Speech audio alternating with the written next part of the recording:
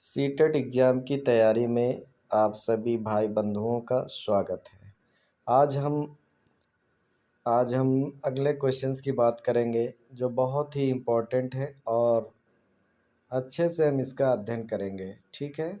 और one liner type के questions होंगे और वो बहुत ही सिंपल क्वेश्चंस हैं और ये एग्ज़ाम के लिए भी बहुत ज़्यादा हेल्पफुल होंगे, ठीक है। तो चलिए देखते हैं। पहली तो पर्यावरण संरक्षण अधिनियम इन्वायरमेंट प्रोटेक्शन एक्ट किस वर्ष से लागू किया गया? 1986 से लागू किया गया। कब से किया गया है? 1986 से लागू किया गया था। कब किया गया था? 1986 से लागू किया गया था। चलिए अगली हम देख लेते हैं। अगला सामाजिक जीवन के आधार हैं। मतलब कि सामाजिक जीवन का क्या क्या आधार होता है?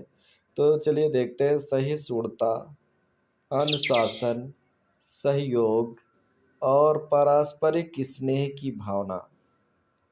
अगर हमें जीवन में जीना है तो हमें एक दूसरे के प्रति क्या होना चाहिए? स्नेह और प्रेम बनाए रखना चाहिए। तो मतलब सामाजिक जीवन के आधार क्या क्या हो सकते हैं? सहिष्णुता, अनुशासन, सहयोग और पारस्परिक स्नेह की भावना, ठीक है। तो चलिए नेक्स्ट देख लेते हैं। अगला क्वेश्चन दिया गया है जैसे कि मनुष्य एक सामाजिक प्राणी है। वो यह कथन किसका है? यूनानी दार्शनिक वो कौन थे? अरस्तु थे। मनुष्य एक सामाजिक प्राणी है, ऐसा वर्ड किसने कहा था? अरस्तु नामक वैज्ञानिक ने कहा था, ठीक है। चलिए नेक्स्ट देख लेते हैं। यदि किसी मनुष्य को समाज से दूर रखा जाए तो उस पर क्या प्रभाव पड़ेगा? मतलब कोई मनुष्य को समाज से दूर रखा जाएगा तो क्या क्या प्रभाव पड़ेगा? तो सामाजिक और मानसिक बौद्धिक प्रगति नहीं होगी। मतलब तो सामाजिक मतलब समाज की तरह कार्य नहीं कर सकता और वो मानसिक रूप से और बौद्धिक प्रगति उसके अंतर्गत नहीं होगी। मतलब कि मानसिक बौद्धिक प्रगति उसमें निहित नहीं हो सकती। तो इसलिए मनुष्य को समाज से दूर रखा जाए तो उस पर इस प्रकार का प्रभाव पड़ेगा। तो चलिए देख लेते हैं अगला। अगला जैसे देखा जाता है अंतर्राष्ट्रीय विश्व पर्यावरण दिवस कब मनाया जाता है? अंतर्राष्ट्रीय विश्व पर्यावरण दिवस कब मनाया जाता है? 5 जून को मनाया जाता है और यह हर बार क्वेश्चंस बार बार रिपीट होता है, तो इसे आप लोग याद कर लीजिएगा। वेरी मोस्ट इम्पॉर्टेंट है, ठीक है। ये क्वेश्चंस वेरी मोस्ट इम्पॉर्टेंट है। मतलब कि इन्वायरमेंट स्टडी के लिए ये वेरी मोस्ट इम्पॉर्टेंट है और हर बार क्वेश्चंस आता है। सीटेट, टेट और एस्टेट इन सभी में आता है, ठीक है। तो चलिए नेक्स्ट देख लेते हैं। विश्व पर्यटन दिवस वर्ल्ड टूरिज्म डे कब मनाया जाता है? 27 सितंबर को। कब मनाया जाता है? 27 सितंबर को वर्ल्ड टूरिज्म डे मनाया जाता है। चलिए नेक्स्ट देख लेते हैं। अगला ग्रीन हाउस प्रभाव मतलब ग्रीन हाउस इफेक्ट की निरंतर वृद्धि का क्या कारण है? मतलब जो ग्रीन हाउस गैसें बढ़ती जा रही है उसका क्या कारण होता है? औद्योगिक प्रदूषण। मतलब जो औद्योगिक धंधे लगाए गए हैं उनकी चिमनियों से विभिन्न प्रकार की गैसें निकलती है और उसका कारण और भी है वनोन्मूलन। मतलब वनों को काट कर ख़त्म किया जा रहा है। इससे ग्रीन हाउस प्रभाव क्या है? बढ़ता जा रहा है, ठीक है। और जीवाश्म ईंधन को जलाने से, जीवाश्म ईंधन जैसे पेट्रोल क्या होता है? पेट्रोल, डीजल ये सब जीवाश्म ईंधन के रूप में पाए जाते हैं। अगर इसे जलाते हैं तो कार्बन मोनोऑक्साइड कौन सी गैस? कार्बन मोनोऑक्साइड गैस क्या होती है? निकलती है। कौन सी गैस? कार्बन मोनोऑक्साइड गैस निकलती है। तो इससे हमें बचना चाहिए, ठीक है। तो चलिए ज़्यादा से ज़्यादा इसका उपयोग हमें नहीं करना चाहिए, ठीक है। तो चलिए नेक्स्ट देख लेते हैं। पारिस्थितिकी पारिस्थितिकी तंत्र के जैविक घटकों में सम्मिलित होते हैं। मतलब उसमें कौन कौन पारिस्थितिक तंत्र में कौन कौन घटक आते हैं, ठीक है। तो पहले क्या आता है, उत्पादक, मतलब उत्पादक वे होता है प्रोडक्टिव, प्रोडक्टिव मतलब जो उसे उत्पन्न करता है, और उपभोक्ता कंज्यूमर जो उसे खाता है, और फिर अपघटक मतलब जब उपभोक्ता मर जाता है तो वो अपघटित होते हैं, तो उसको क्या बोलते हैं, डीकम्पोजिशन, क्या बोलते हैं, अपघटक, तो उसे अपघटित कर देता है, ठीक है। तो ये पारिस्थितिक तंत्र के घटक होते हैं, और ये लाइफ साइकिल हमेशा चलती रहती है, क्या होती है, लाइफ साइकिल हमेशा चलती रहती है। तो चलिए नेक्स्ट देख लेते हैं अगला वीडियो, मतलब अगला क्वेश्चंस, ठीक है। फूड चेन में प्रथम है, कौन होता है, जो फूड चेन बनाया जाता है, फूड चेन जो पाया जाता है, उस फूड चेन में सबसे पहले कौन होता है, पौधे होते हैं। क्योंकि पौधे क्या है, पौधे को कौन खाता है, पौधा सबसे पहले पैदा होते हैं, और ये प्रकाश संश्लेषण क्रिया के द्वारा उत्पन्न होते हैं, और अपना भोजन भी बनाते हैं। और इसके वजह से क्या होता है, इसे जो भी खाते हैं वो सेकेंडरी होते हैं, क्या होते हैं, सेकेंडरी कंज्यूमर्स कहलाते हैं। तो प्रथम वो पौधे होते हैं, क्या होते हैं, प्रथम में फूड चेन में कौन होता है, पौधे। चलिए नेक्स्ट देख लेते हैं, जूसिया, जूसिया में किस प्रकार की मतलब जड़ें पाई जाती है, स्पंजी जड़ें, कौन सी, स्पंजी मतलब कि ऐसी जड़ें, जूसिया में किस प्रकार की जड़ें पाई जाती है। आप लोगों ने देखा होगा इस तरह से जड़ें ऐसे कुछ पाई जाती है, इस तरह से बहुत सारी उसमें क्या होती है, स्पंजी टाइप की, इस तरह से कुछ जड़ें इसी के अंदर क्या होती है, पाई जाती है। इस तरह से स्पंज जैसे जब इसे हम काटते हैं तो ऐसी जड़ें हमें दिखाई देती है। तो जूसिया में किस प्रकार की जड़ें पाई जाती है, स्पंजी। अगर हम इसे प्रेस करते हैं तो ये जड़ें दबती भी है, ठीक है। तो इस तरह से स्पंजी जड़ें पाई जाती है, ठीक है। चलिए नेक्स्ट देख लेते हैं, अनवीनीकरण संसाधन के उदाहरण है, अनवीनीकरण संसाधन के उदाहरण हैं, मतलब कौन कौन से हैं, कोयला है, पेट्रोल है, प्राकृतिक गैस है, मतलब जिसे एक बार उपयोग करने पर हम दोबारा उसे नहीं बना सकते, तो इसे अनवीनीकरण संसाधन होते हैं, ठीक है। तो कौन कौन होता है, कोयल मतलब कि कोयला, है ना, और दूसरा क्या है, पेट्रोल, ठीक है। तो ये भी जीवाश्म ईंधन है। प्राकृतिक गैस यानी जिसे नेचुरल गैस कहते हैं, तो वो सारी चीज़ें आती हैं, ठीक है। चलिए अगला देख लेते हैं, ग्लूकोज और फ्रक्टोज किस प्रकार के कार्बोहाइड्रेट हैं। ग्लूकोज फ्रक्टोज जो होते हैं मोनोसैकेराइड होते हैं, क्या होते हैं, मोनोसैकेराइड होते हैं। और सेलुलोज स्टार्च, स्टार्च, ठीक है, स्टार्च है, सेलुलोज स्टार्च, ग्लाइकोजन काइटिन उदाहरण है किसके, पॉलीसैकेराइड के। मतलब जो सेलुलोज कहाँ पाया जाता है, सेलुलोज पौधों में पाया जाता है, किस में पाया जाता है, पौधों में। तो इस तरह से जो पत्तियाँ होती है वो सेलुलोज पाया जाता है, और ये सेलुलोज किस में पाचित होता है, जानवरों में, किस में, जानवर मतलब जो जानवर होते हैं उन सभी में सेलुलोज का पाचन होता है। और जिससे क्या होता है, उनमें एक तरह का सेलुलोज एक कार्बोहाइड्रेट होता है, क्या होता है, कार्बोहाइड्रेट होता है।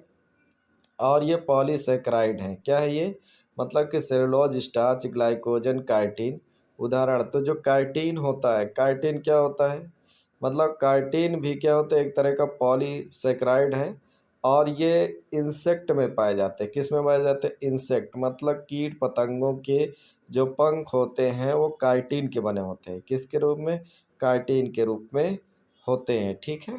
तो चलिए नेक्स्ट देख लेते हैं अगला क्वेश्चंस, अगला क्वेश्चंस में देखते हैं, जैसे कि अगला देखो, इसमें अगले टॉपिक पे हम बात करेंगे नंबर थर्ड में, ठीक है। जैसे हार्टिकल्चर में किसका अध्ययन किया जाता है, हार्टिकल्चर जानते हो ना, हार्टिकल्चर।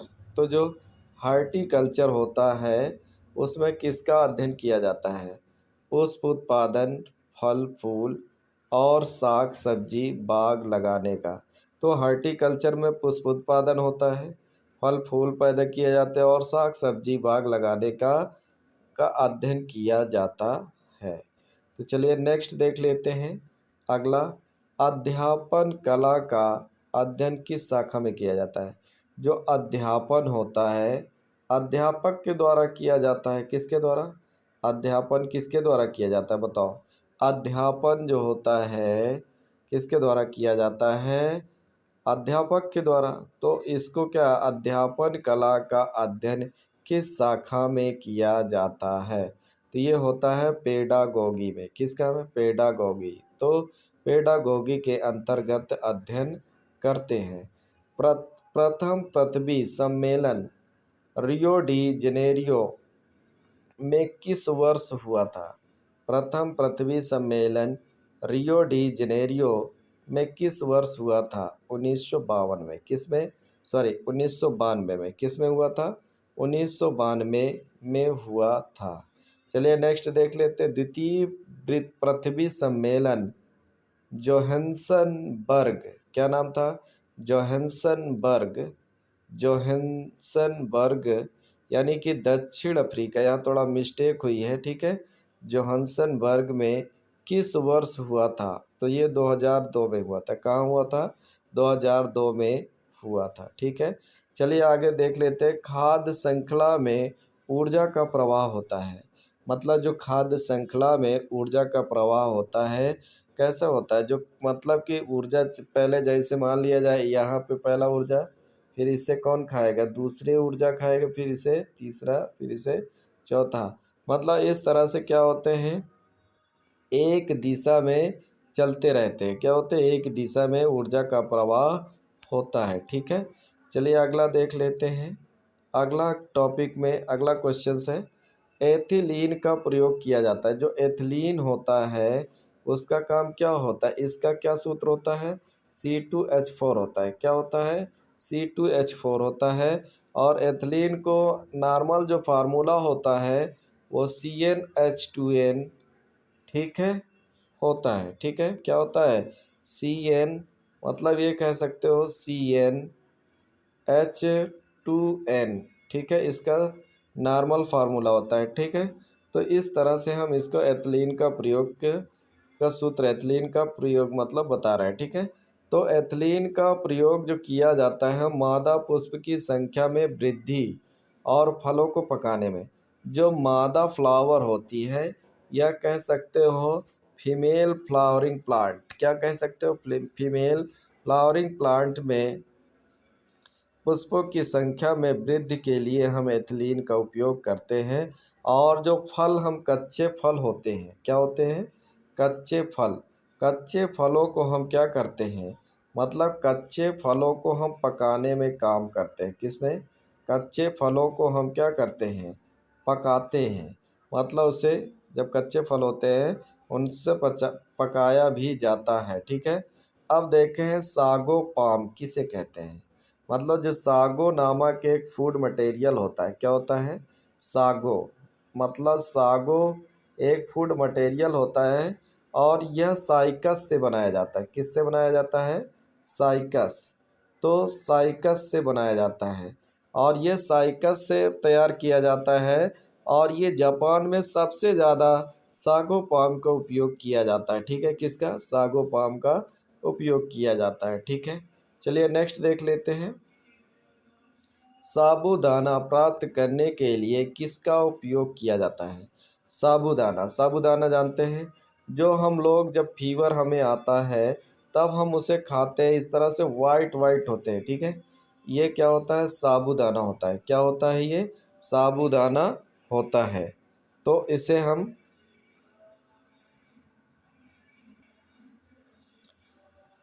तो साबूदाना जो होता है, साबूदाना प्राप्त करने के लिए किसका उपयोग किया जाता है? साइकस। तो हम फीवर जब होता है तब हमें साबूदाना खिलाया जाता है। क्या खिलाया जाता है? साबूदाना, जो बहुत ही क्या होता है? लाभकारी होता है, ठीक है। तो इसमें ग्लूकोज की भरपूर मात्रा होती है। और गेहूं का खाने योग्य भाग क्या था? गेहूं के खाने योग्य भाग क्या है? भ्रूण पोष व भ्रूण खाया जाता है। क्या खाया जाता है? भ्रूण पोष खाया जाता है या फिर भ्रूण खाया जाता है, ठीक है। तो इस तरह से इसके बारे में हम समझते हैं, ठीक है। अब देखिए शेर, बाज, गिद्ध किस श्रेणी के उपभोक्ता हैं? तीसरी के क्या होते हैं? शेर, बाज, गिद्ध किस में आते हैं? सेकेंडरी कंज्यूमर्स होते हैं। क्या होते हैं? सेकेंडरी नहीं, सॉरी, टर्सरी कंज्यूमर्स होते हैं। कौन से होते हैं? टर्सरी कंज्यूमर्स होते हैं। ठीक है, चलिए आगे देख लेते हैं। अगला, मूसला जड़ों का रूपांतरण है। मूली, गाजर, शलजम। मतलब जैसे आपने देखा होगा तो इस तरह से मूलियाँ होती है। ठीक है, ये तो ये मूली होता है। और इसी तरह क्या होती है? एक गाजर होती है, ये थोड़ा सी इस तरह होती है गाजर। ठीक है, तो ये होती है गाजर। और सलजम तो आप लोगों ने देखा होगा, ये थोड़ा सा ज़्यादा मोटा होता है इस तरह का सलजम। ठीक है, तो ये होते हैं सलजम। तो इस तरह से क्या होते हैं? मूसला जड़ों का रूपांतरण हो जाता है। ठीक है, तो अगला देख लेते हैं। नेक्स्ट, हल्दी अदरक तने का रूपांतरण है, जिसे क्या कहा जाता है? क्या कहा जाता है? प्रकंद कहते हैं। मतलब हल्दी, हल्दी का जो बनाया जाता है अदरक तने को क्या कहा जाता है? रूपांतरण को प्रकंद कहा जाता है। Thank you class. अगली वीडियोज में मैं फिर आपको सीटेट की क्लास में बताऊंगा, सीटेट की क्लास बताऊंगा। ठीक है।